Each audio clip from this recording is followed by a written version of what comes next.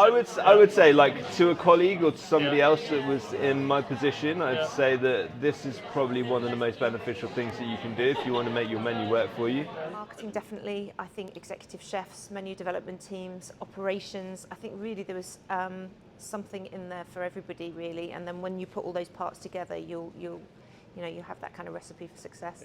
As a restaurant owner, co-founder myself, I think independent restaurant owners who wear a million hats would superbly benefit from this. The investment of a day to just rethink the menu, which is probably the most important piece of marketing collateral that we have. I think genuinely anyone that has a menu should come into something like this, because even if you think you know what you're talking about, you'll never know as much as a room full of people that know what they're talking about. It is infinitely useful. I think a mix. I think it's useful for sort of senior ops guys, just to understand how much of an impact menu design can have and all the thinking that goes on behind it. I think designers as well, it's good for them to understand a bit more around that, but sort of core marketing teams who have an eye on commercials probably find it most beneficial.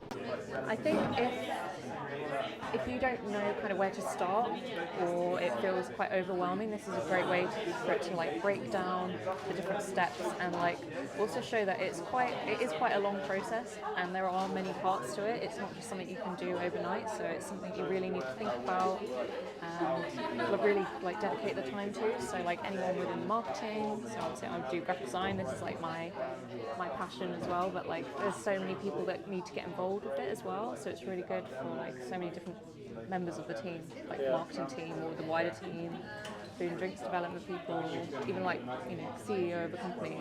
This is such an important tool, your menu.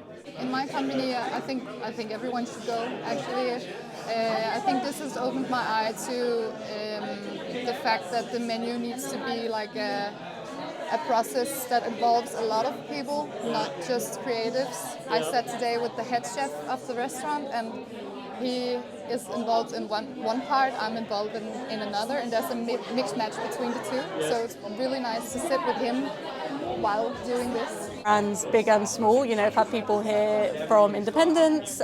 Boston Tea Party has 23 cafes. We've also had someone here from Loungers who have hundreds. So I think whatever size you are, we all have menus and we all need them to do quite similar things, but quite often you can just be led by what needs to happen and you're in a menu cycle and you're just putting things on where there's space.